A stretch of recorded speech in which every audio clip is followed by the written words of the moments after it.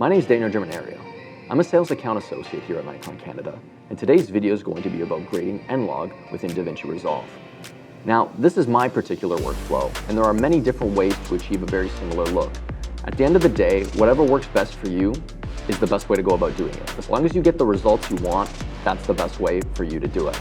But this is going to be an excellent starting point for those who are just starting out using N-Log footage and need a little bit of assistance to get their footage to look the way that they want. Now, in this particular tutorial, I'm not going to use the LUT. The reasoning for that is the LUT is actually designed to work within a very particular set of parameters.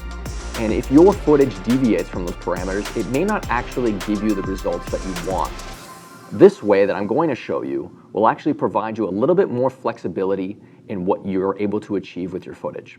So let's just dive right in. Now, within DaVinci Resolve, I've already put down a clip that I'm going to edit today. It's of my friend Lisa. She was kind enough to let me shoot some video content of her for this video. Now, before we actually begin editing anything, the first thing you want to look at is your color management page.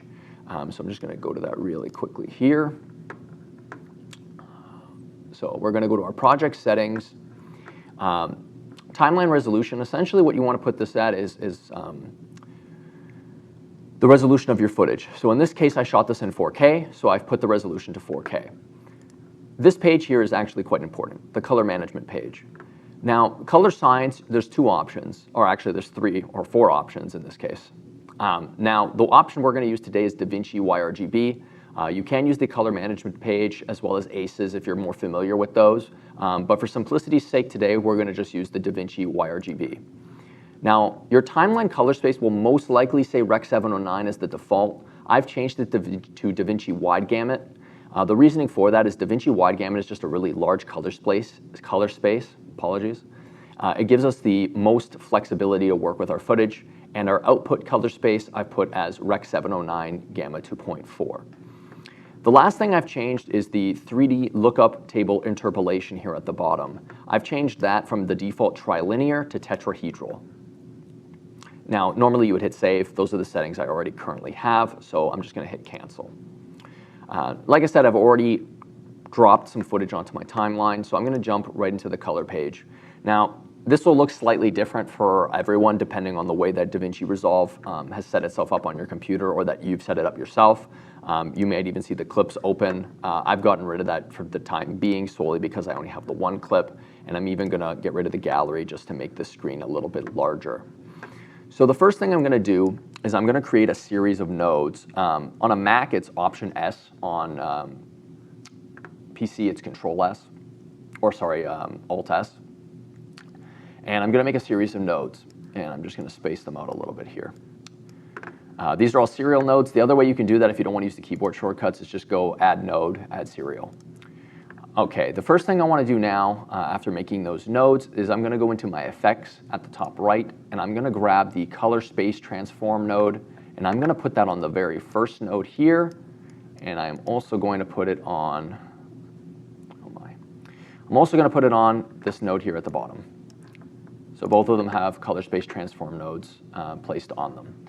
Now, in this first one, I'm going to open up the effects again, and you're going to see now we have the actual effect open, and you're going to see a couple of different options. It's these 4 at the top that we're going to be using.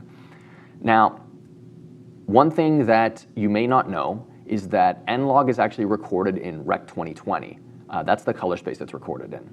That's going to be really key here because that's going to, we need to tell DaVinci that's the color space that we are inputting. So right now I'm going to change this from Use Timeline. I'm going to scroll down and find Rec 2020. And then I'm going to change my input gamma to Nikon N-Log. So right off the bat, you've already started to see a change in the way that the footage is looking.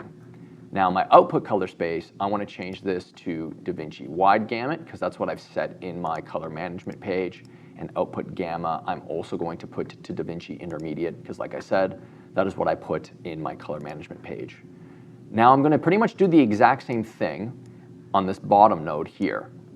I'm going to go back into my effects now that I've selected the bottom node, and I'm going to change my input color space to DaVinci Wide Gamut and the gamma to DaVinci Intermediate. And my output color space I am now going to set to Rec 709 and I'm going to use an output gamma of gamma 2.4. So right off the bat, you can already see where we started and where we're at now. So this is where we started, and that's where we're at now. So right off the bat, we've done a proper conversion from N-Log to Rec 709. From here, what I'm going to do now is actually do my white balance. Now, generally, what you want to do is make use of your scopes as well as your own eye when you're doing color balancing or color correction in this case. Now, I'm not going to go into the nitty-gritty specifics within this video, otherwise the video will be extremely long. This is kind of just a basic breakdown of how to get your N-Log footage, at least a starting point of where you want it to go. The general rules, I'm not going to be going into things like the qualifier and masking out people's skin and altering the color of that and being more specific. This is going to be a broader video. If you are interested in that, please leave a comment and perhaps we will make future videos explaining how to do that as well. Now, like I said, I'm going to actually take a look at my white balance. Now, looking at my scopes, let me pull these over so that they're on this screen. Looking at my scopes here, my vector scope, I've noticed that I'm slightly warm with my white balance. It's not terrible, that's for sure. So I'm just going to make some slight adjustments here by adding a little bit of blue within my primaries wheels here. Now you can use printer lights if you know what those are. Essentially the number key on your keyboard to the right of the keyboard. You can use those to make increment jumps. So if you notice, if I start hitting, on my keyboard it's the number 9, you'll see the blue right here at the offset will start to change. And as you can see on the vector scope right here, you'll notice that also is shifting. So this is where we started, this is where we're going. So like I said, right now I feel like the footage is a little warm, so I'm going to add a little bit of blue. And then also looking at it, I feel like it's a tad on the greenish side. So I'm going to take a little bit of green out. Now that's too far. As you can see, it's got too much of a magenta cast now. So I'm not going to do a full stop. I'm going to change this to say 24.75. So just slightly less green than where I started from. So let's see here. We got before and after. Before and after. That's looking a lot better to my eye. I feel like that's pretty dang close to a proper white balance. Everything's looking pretty natural, pretty much how I remember recording it. So the next step, why don't I leave my scopes here for now? The next step is going to be creating another node. So I'll do it this way so you guys can see what I'm doing. Just add node, add serial node. And this node, what I'm going to do is just my basic exposure adjustment.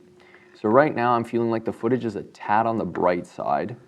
So what I'm going to do is I'm actually just going to take my offset and just gradually bring this down.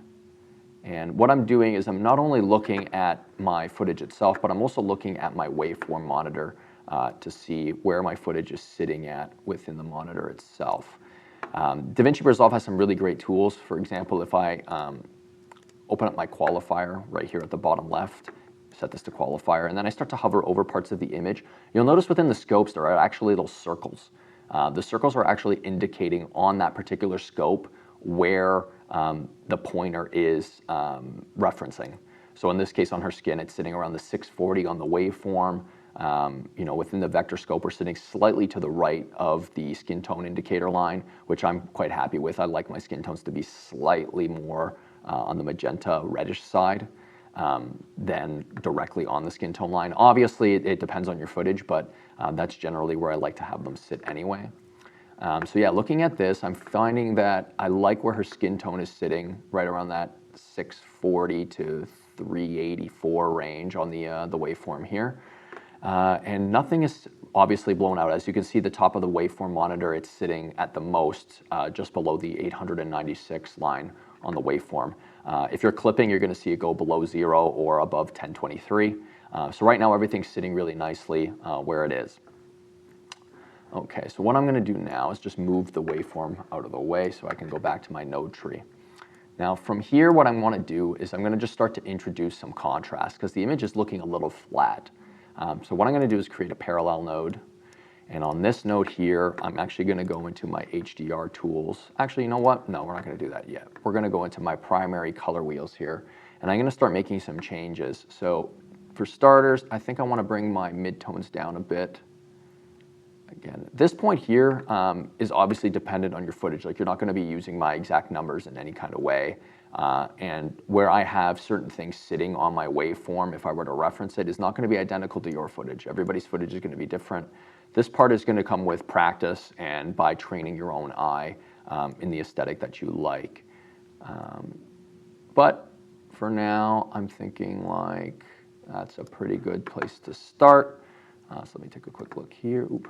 So there we go. So before and after, before and after. So just adding some contrast, making her skin tones pop more. Just the whole image as a general pop more. Yeah, that's looking quite good actually. I'm pretty happy with that. Now, I personally like using film LUTs.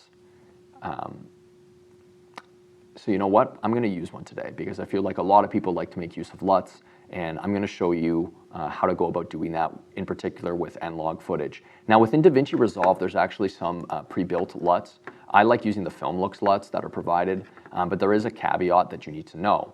One is the gamma that's required to use these properly, as well as the color space, and how to go about actually applying them. There's a reason for the madness of the color or the node tree here. There's a reason why I put a color space transform at the beginning and then another one at the end. Like I said, the beginning one was to transform our color science from Rec 2020 N-Log to DaVinci Wide Gamut. And then this one at the bottom was for DaVinci Wide Gamut back to Rec 709 Gamma 2.4, which is generally what we're going to deliver in for most use cases. Now, if I want to use one of these film LUTs, I actually have to change the output gamma because these are not designed to work with Rec 709 Gamma 2.4. So what I'm going to do is I'm going to create another node following this, another serial node. I'm then going to go back into my effects page, and I need to change the output gamma here from Gamma 2.4 to Cineon Film Log. Everything's going to look flat. That's totally fine. And now what I'm going to do is just cycle through these LUTs that are available here. Now you're going to see that there's actually 12 of them on screen. Now, the thing with these is that 6 of them are for the DCI P3 color space and 6 are for the Rec 709 color space.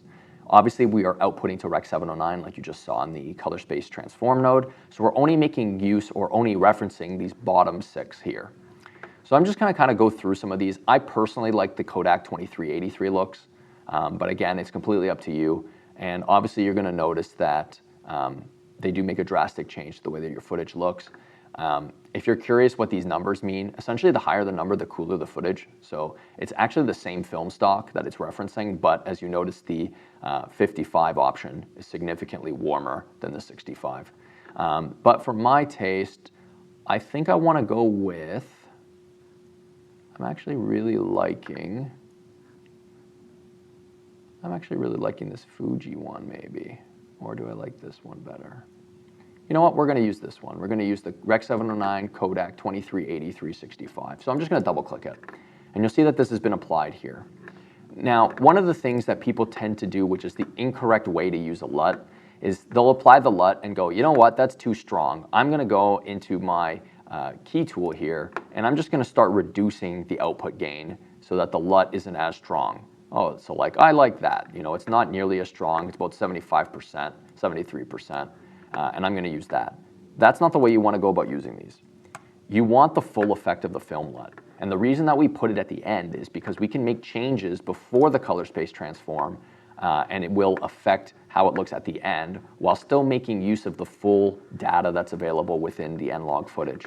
So what I'm going to do now is I'm going to go back into my node tree here, and I'm going to start making some changes to what I had done originally to suit the LUT. So I'm pretty sure you'll agree with me that the highlights are a little too strong. You know, I feel like her face is just way too bright.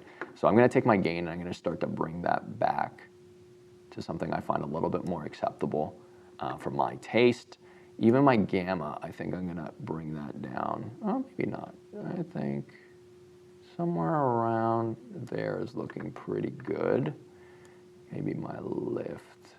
Let's see here. I'm liking how that kind of looks. Somewhere around there. Yeah, so that's looking a lot nicer. So like I said, now we've taken advantage of the full effect of this LUT we're keeping the colors, the color separation, the aesthetic of the film look that we're going for, but we're able to bring the exposure to something that we find more visually appealing. Like I said, everyone's going to have different tastes, but I'm pretty much liking how this looks right now. From here, you can even change the white balance if you wanted to, but I'm actually pretty happy with how that's looking. I like the aesthetic of it. I feel like it's still got some warmth to it without being excessively warm. I personally don't really love overly warm footage, so this is kind of what I'm going for. It has what I find to be a more realistic appearance, especially to the skin tones, and of course with so much white in the background, it actually looks white or very close to white. Whereas if I went with something that's warmer, you would really notice the fact that, yeah, it's looking kind of yellowish or orange. Now, of course, you can reduce that in post as well using some of these nodes in the Qualifier tool, but like I said, that's a little bit outside the scope of this video.